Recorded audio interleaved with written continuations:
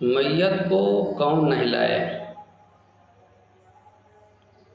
تو سب سے زیادہ بہتر یہ ہے کہ جس کے یہاں انتقال ہوا ہے تو اسی کے گھر والے نہلائیں، یعنی جیسے مرد کا انتقال ہوا تو مرد حضرات نہلائیں، یا اگر عورت کا انتقال ہوا تو عورت نہلائے گی۔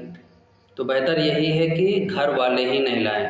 اگر گھر والے نہلانے کا طریقہ نہیں جانتے ہیں تو رشتہ دار نہلا دیں۔